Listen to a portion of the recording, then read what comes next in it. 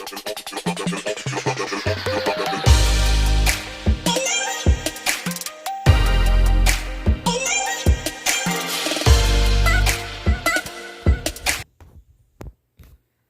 guys, so the low-fat recommendations that occurred in the 1970s, that was based on crap epidemiological studies based on the hypothesis, the diet heart hypothesis, that saturated fat and cholesterol caused heart disease and blocked your heart. Because they removed the saturated fat, because they demonized it and they reduced drastically the saturated fat as well as overall the whole fat consumption, they had to replace those calories with a different macronutrient that ended up being carbohydrates, primarily from plant-based products. If you look at the traditional pyramid that we were using in those guidelines and all throughout the other years with minor adjustments, you'll see that there's pasta, rice, grains, legumes. There's a whole base, a whole foundation of that pyramid that is already plant-based. Nothing at the base of that pyramid is animal products, all plant-based. Therefore, in the 1970s, once that pyramid came out, we were already plant-based, okay? We were plant-based with an accentuation, with a prioritization on reducing all of that fat in the diet. The next level on that pyramid, right, is fruits and vegetables. Hey, guess what? That's plant-based too. So we have already done the whole foundation with plants. The next step in the 70s was fruits and vegetables, plants. We're up at the top part of the pyramid now, where finally you're getting the milk, you're getting some protein in there from animal sources, and right at the top of the junk food, you had the oils, the fats, the saturated fat. You're supposed to limit that like it was sugar. It's quite ridiculous. So what I'm saying is this new plant-based movement is part two of the plant-based movement that started in the 1970s with the reduction in fat, which forced us to go after more plants in the form of primarily carbohydrates. So what's the second part of this plant-based agenda that we're currently seeing is that they managed to remove most of the animal fats from our diets in the 70s. That was the result of all these recommendations, as well as now we're removing the animal proteins. They want us to have plant proteins. They're going to try and convince us that the protein sources, the animal sources of protein, are somehow dangerous, are going to cause cancer. They're going to focus again on questionnaires, observational studies, food surveys to let you know that something as vital as animal sources of nutrition, red meat, is going to give you bum cancer. They are not allowed really to say that if they're evidence-based, because they shouldn't be informing the public on studies that are merely doing observational science, okay? You observe something, you come up with a question or a hypothesis that you want to study, you go through a very controlled method of testing, trying to isolate as much as possible all other variables to bring yourself to, does this cause that? What happens with this group when we do a control? What happens when we specifically change whatever variable? This is more causation. And then after these studies are published, and they're supposed to be able to be redone with consistent results over and over, which will reinforce that this is a good study. And then by then we could make policies and procedures. They are removing animal sources of nutrition completely. They're trying to get to that point. It took 70, from 1970, mid-1970s to, almost 2020 now. It took that much time for them to slowly say that the fat you eat is the fat you wear. Fat makes you fat. Meanwhile, you have these people on the ketogenic diet that are consuming 70-80% of their calories as fat, that are going more animal-based, carnivore community going more animal-based, anecdotally seeing so many modern diseases recovering rapidly, so many metabolic aspects being corrected. The science also is behind it. The science behind their theories don't back up their theories. And the science behind a lower carbohydrate, a more animal-based nutrition that does not require any supplementations, any fortifications. Everything is in a bioavailable form. Okay? When we talk about what, protein, when we're comparing pea protein to animal protein, okay, we're looking at the brute amount, okay, the brute amount. But we want to actually see what is the bioavailable amount. I don't care how much protein, is on my plate. How much am I actually getting? What is usable? And when we're comparing brute protein, sometimes it's equal, it looks equal, but the bioavailability changes it, and you're cutting it almost by 50%. So you have to consume twice as much. Soy, they say, is a complete protein because it has a little bit of those essential amino acids, but it's such a small amount that it's not comparable to a steak. The protein and the bioavailability and the essential amino acid ratios within that total protein. So we require animal sources of nutrition. We've eaten this all throughout history. We can't blame ancient food for modern diseases. We have to look at what has occurred through the last century. There's only been two, at least in the nutritional aspect of our food chain, two dramatic changes. The introduction of polyunsaturated fats from seed oils, from plant sources, when we would have never gotten these polyunsaturated omega-6 or omega-3 from these sources. We would have got them from the polyunsaturated omega-6 and 3 fatty acids within all animal sources of nutrition. Each pork, fish, steak, each one of them have different ratios of omega-6 to omega-3. This fact that there's satiety when we eat animal sources of nutrition, the protein and the fat, takes into account that when we eat these things, we're satisfied. Our hunger goes down. Therefore, we can't overconsume. We'll feel nauseous.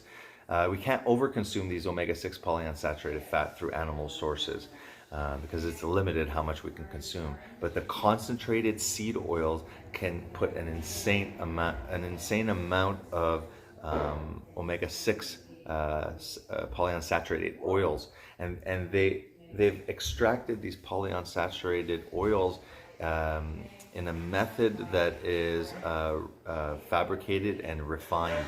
I'm just gonna go upstairs, guys, because there's a little bit more action downstairs.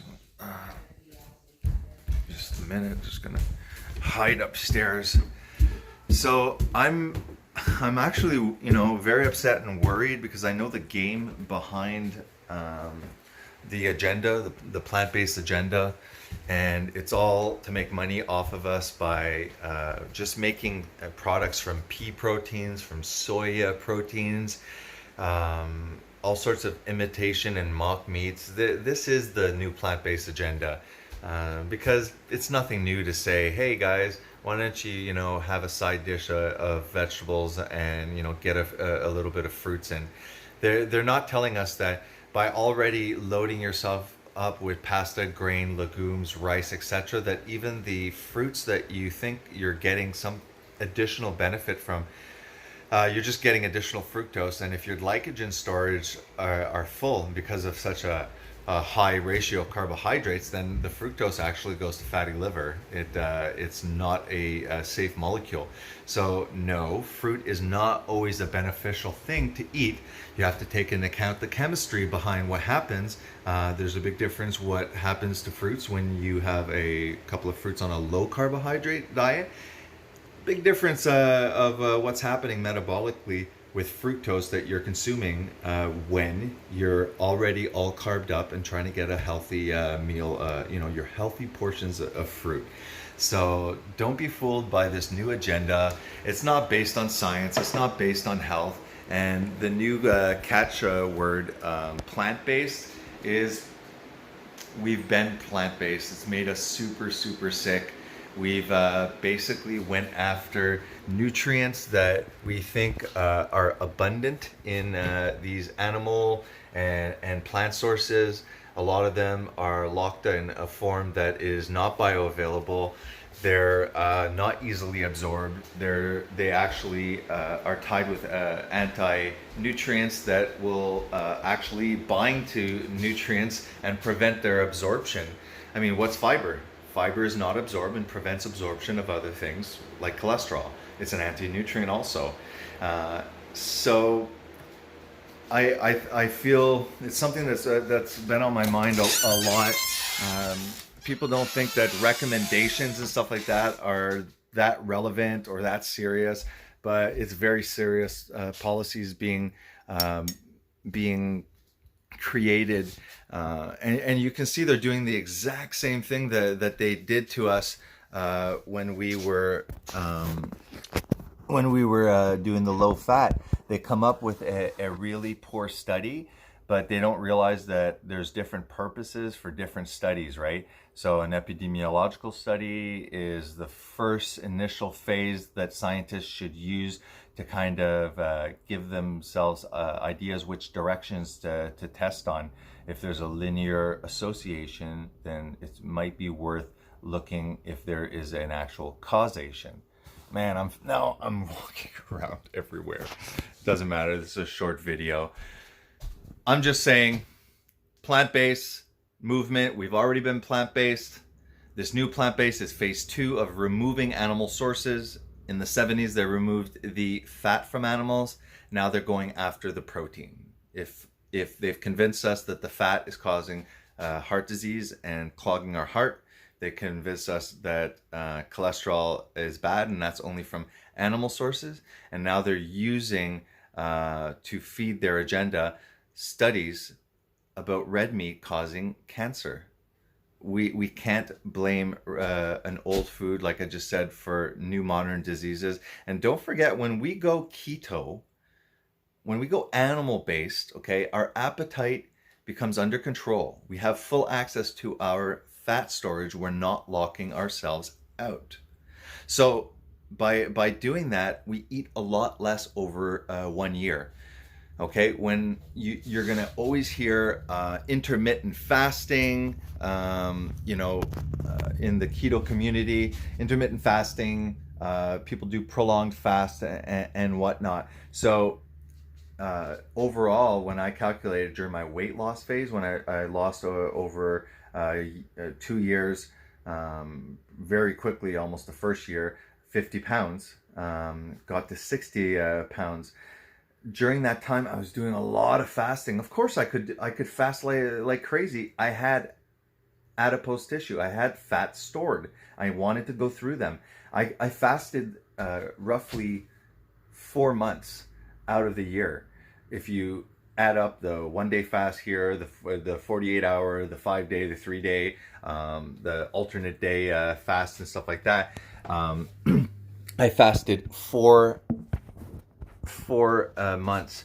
So what I'm trying to say is perhaps my ratio of protein to carbs and fat to carbs is a lot higher. I'm getting a lot more protein and animal fat in my diet, but overall the load, the total grams, the amount is probably less than the Western diet's meat consumption, because I was consuming a lot of what I was consuming possibly was animal sources of nutrition, but overall I ate a lot less than the Western person. And by eating a lot less and doing these fasts, we starve and we eat cancer cells. So a small risk, okay, a minuscule risk based on questionnaires, or a known scientific fact that autophagy during prolonged fasts and small amounts of autophagy over long periods of time with intermittent fasting, okay, allows your body to go after cellular debris and problematic cells, okay? Because we heal not when we're fed, but when we're in the unfed state. We get the material when we're fed, right? And we should get that material in the smallest amount of time so that the body can go into the unfed stage and actually go clean up cellular debris, redo the immune system, stem cell and rejuvenation once the old has been cleared, etc. So I think that the fact that a lot of cancers thrive on using glucose for fuel. I think the autophagy during fasts, the low sugar, meaning feeding cancer cells, giving them a trouble because they don't work well with fatty acids, most cancers, with fatty acids and ketones, while the rest of your body works wonderfully with it. That's pretty much my little rant. Just wanted to talk about how we were already plant-based. Don't fall for the hype. There's a reason why Big Food is making these plant-based products, and it was crazy, right? Like almost the same week that the recommendations came out, all these Beyond Burgers and plant-based products came out in all the fast food chains. It's weird that it's like they were ready. They were in on the recommendations. They had already produced the products. They were just waiting for the recommendation. Boom, everything became plant-based options throughout all the Harveys and stuff like that. Vegans are super happy about that. And it's like, why? It's junk food, it's processed food, you know? Vegans, I find they get a lot of their research through YouTube and Netflix documentaries and stuff like that.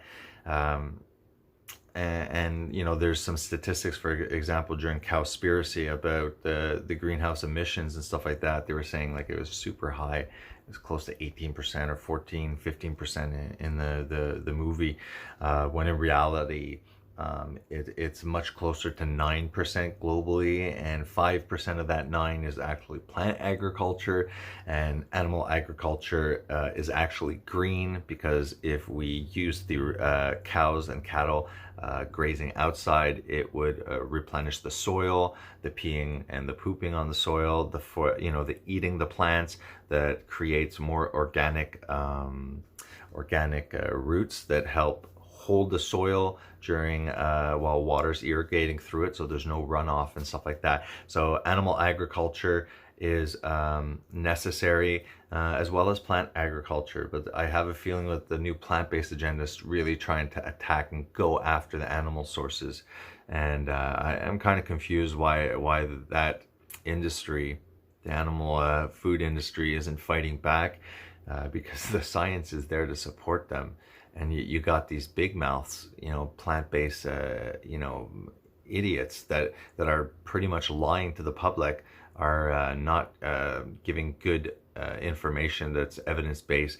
Everybody's eating it up because of course, plants and vegetables are healthy. How can we go wrong with that? Well, adding something that has poor nutrient density, that's not really that bioavailable, that might have autoimmune triggering molecules. Most of the molecules in plants are there to benefit the plants, okay? They aren't, you know, they don't come into existence, you know, waiting for that day to be eaten and to nourish a human. They have their own agenda, and those molecules, scientists within the plant-based, they can look at a molecule, they can possibly see a benefit, but they don't take into account that there might be overall a net negative effect. There might be a few beneficial effects, but there might be tons of negative effects that they're not acknowledging, which is very, you know, very frustrating. So this idea that we need to consume antioxidants from the plant kingdom, when we already have antioxidants, what's the point of getting nutritionally through our diet these antioxidants, when we could just remove the oxidizing factors in our life and just allow glutathione, our endogenous inside our body, our antioxidant system, just allow it to do its job. So I like plants. I think that overconsumption of plants is not necessarily a better thing, a good thing. I think that there's no problem adding a moderate amount of fruits and vegetables, but the foundation should be the nutrient dense bioavailable foods, which should be what we consider the health foods, the superfoods. I'm tempted to just do videos where I pop up the nutrient profiles of kale compared to liver, or spinach compared to eggs that are free range. They're not comparable. And we know that a vegan diet requires much supplementation. They're not getting enough of the omega-3 because of the poor ALA conversion into omega-3 when we're talking about the plant omega-3s into DHA and EPA. When we eat animal sources of these fats, they're absorbed. They're in the EPA and DHA structure. They're ready. They're in the proper form to be absorbed. Vitamin A is directly absorbed through retinol and animal sources, but vitamin A is poorly converted through beta carotene, for example. It can be converted as low as 5%, putting you at danger of a vitamin A deficiency, a fat-soluble important vitamin. We know that there's B12 that's not available in plant sources. We know there's other B vitamins that aren't being met, zinc, iron. We know there's minerals when we're talking about a vegan diet. So all of this is fact, okay? So the idea that a vegan diet is superior is not founded on evidence.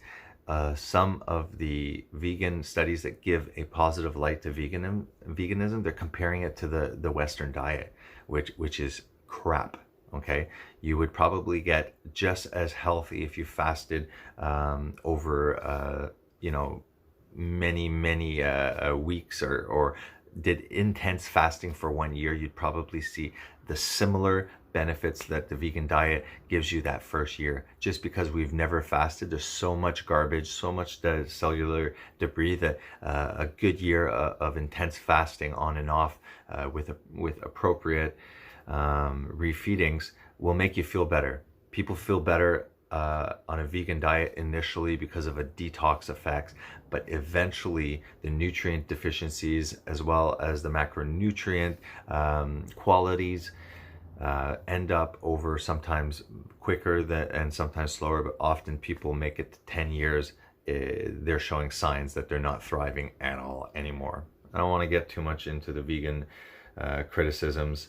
I criticize veganism because it worries me. It worries me that there's children that are being put on a vegan diet.